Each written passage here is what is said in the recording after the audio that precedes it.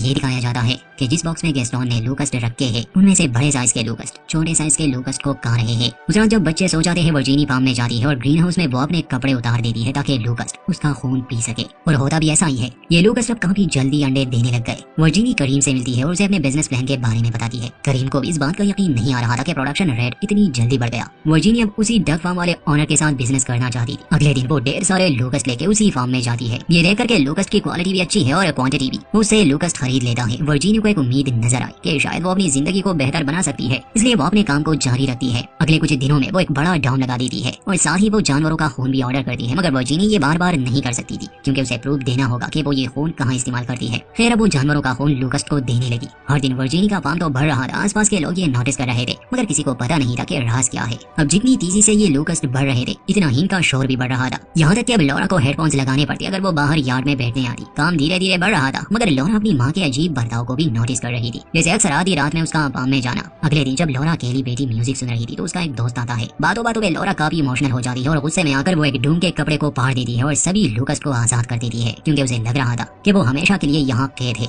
उस समय वर्जीनी घर पर नहीं थी, वो कुछ लोकस्ट डिलीवर करने गई थी। गैस्टोन और उसका पेट बाहर गाड़ी में बैठे थे। अब जैसे ही वो लोकस्ट आजाद हो जाते हैं वो भूखे थे, इसलिए वो गैस्टोन पर हमला कर देते हैं। गैस्टोन तो बच जाता है मगर उसकी बकरी नहीं। किसी तरह वो घर की तरफ भाग आता है। अब उसकी बकरी गायब थी। वर्जीनी जब घर आती है देखती है कि लौरा ने एक ढूंढ को खराब कर दिया है। उसे बहुत गुस्सा आता है। बकरी ढूंढने वो बाहर जाती है। ये देखकर उसे हैरत होती है और दुख भी कि लोकस्ट उसे खा गए हैं। अब उसकी लाश वहाँ पड़ी है। ये बकरी उसके बेटे को बहुत पसंद थी, इसलिए वो उसे वहीं दफना देती है। घर आने के बाद वो गैस्टोन को सच नहीं बताती कि उसकी बकरी मर गई, बल्कि यही कहती है कि वो उसे नहीं मिली। लौरा पर वो काफी गुस्सा आती है। वो उसे डांटती है और अपने कमरे में भेज देती है। कुछ देर बाद गैस्टोन के लिए वर्जीनी बाहर आती है, बस ये दिखावा करने के लिए कि वो उसकी बकरी को ढूंढ रही है। ये देख करके उसका बेटा उसके लिए बहुत परेशान है। वो रोने लग जाती है मगर उसे सच नहीं बता पाती। फिर वर्जीनी खुद को संभालती है और अगले दिन वो अपने बच्चों को पिकनिक पर ले जाती है ताकि उसका ध्यान हट जाए इन बातों से और उनके बीच भी सब ठीक रहे। गैस्टोन को वो समर कैंप में शामिल होने की खुशखबरी देती है। उस समय वर्जीनी अपनी माँ के कुछ जख्म देख लेती है जिसके बारे में वो खुलकर बात नहीं करती। वापस आने के बाद वो देखते हैं कि करीम एक नई स्कूटर लिए खड़ा है। ये जानकर लौरा को बहुत खुशी होती है कि ये उसकी माँ की तरफ से एक तोहफा है। फिर इस परिवार के लिए चीजें थोड़ी अच्छी होने लगी थी। उस रात वर्जीनी करीम के साथ वाइन पीती है। बातों बातों में दोनों रोमांटिक हो जाते हैं, मगर वर्जीनी के शरीर पर जख्म थे इसलिए वो फौरन वहाँ से चली जाती है। अगले दिन वो ब्लड सप्लायर्स को कॉल करती है, मगर वो खून देने से इनकार करते हैं क्योंकि वर्जीनी को कुछ पेपर वर्क करना था और इससे उसका राज खुलकर सामने आ जाता, इसलिए वो ब्लड ना लेने का फैसला करती है। इतने में कंस्ट्रक्शन वर्कर आता है। अब वर्जीनी एक बड़ा डूम लगाने वाली थी, मगर उन्हें एक पेड़ को काटना था। पेड़ गैस्टोन का फेवरेट था, इसलिए वो उसे ना काटने का कहता है। हालांकि वर्जीनी उसे काटने वाली थी, मगर मजबूरन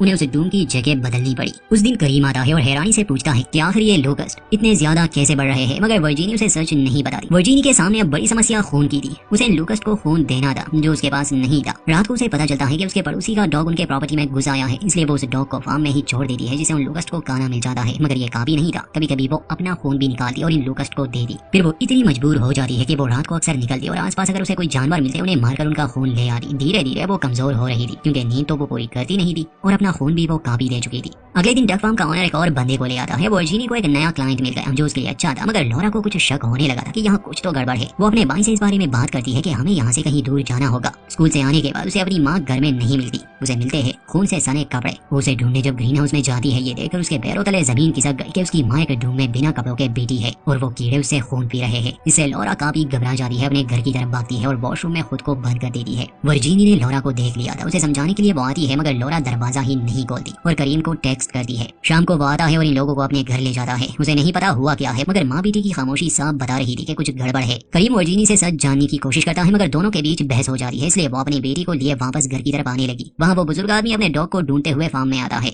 उसे डॉग तो नहीं मिलता, मगर उसका कॉलर मिल जाता है। गलती से वो एक डूम को खोल देता है। लोकस्ट इतने भूखे और खतरनाक थे कि वो उस बुजुर्ग आदमी को ही मार देते हैं। करीम वर्जीनी और लौरा को घर छोड़ देता है। वैसे वर्जीनी का बेटा समर कैंप पर गया है, घर में सिर्फ ये दोनों ही है। वापस आने से पहले करीम को लौरा की ये बात याद थी कि उसकी माँ लोकस्ट फार्म में कुछ करती है, इसलिए वो चुपके से ग्रीन हाउस की जांच करता है। ये देख करके वहाँ एक आदमी की लाश है। वो काफी घबरा जाता है। उसे यही लगा कि शायद वर्जीनी ही इस लाश को ले आई है, मगर अब उसे इतना तो अंदाजा हो चुका था कि इन लोकस्ट की प्रोडक्शन क्यों इतनी जल्दी बढ़ रही है। वो बिना कुछ कहे वहाँ से चला जाता है और वर्जीनी को भी शक होने लगा कि करीम कुछ तो जानता है। वो अपनी बेटी से पूछने जाती है कि उसने करीम को क्या कहा, मगर वो दरवाजा ही नहीं खोल रही थी। कुछ देर बाद करीम गैसोलीन ले आता है और उस फार्म को आग लगा देता है। काफी लोकस्ट आजाद हो जाते हैं। वर्जीनी ये देखती है तो वो आग बुझाने की नाकाम कोशिश करती है। करीम आता है और उसे घर में ले जाता है क्योंकि वो इस आग की वजह से मर सकते थे, बल्कि सिर्फ आग ही नहीं, लूकास भी अब इस पर हमला कर सकते थे। करीम सभी दरवाजे और खिड़कियां बंद करने को कहता है। कुछ देर बाद जब वर्जीनी बाहर आती है, देखती है कि करीम भी मारा जा चुका है। लूकास उसे खा रहे हैं। लॉरा घर से भाग चुकी थी क्योंकि उस पर भी लूकास का हमला हो चुका था। अपनी बच्ची को बचाने के लिए वो उसके पीछे जा रही है। सामने ही एक झील थी। अपनी जान बचाने के लिए लॉरा उल्टी पड़ी बोट के नीचे छुप जाती है, मगर लूकास उसे छोड़ने वाले कहाँ थे। वर्जीनी ये देख लेती है तो उसे बचाने के लिए अपना सैक्रिफाइस देती है। उसके बजाय लूकास वर्जीनी पर हमला करते हैं। धीरे धीरे वो पानी में उतर रही थी। लॉरा ये देख रही थी। फिर अंत में जब वो पानी में चली जाती है, लॉरा उसके करीब आती है। लूकास की काफी तादाद पानी में घिर गई थी। लॉरा अपनी माँ को गले से लगाती है। वो अभी भी जिंदा है और फाइनली उस फार्म का अंत हुआ, मगर वर्जीनी के गलत फैसले की वजह से इतनी गड़बड़ हुई। यहीं पर इस कहानी का अंत होता।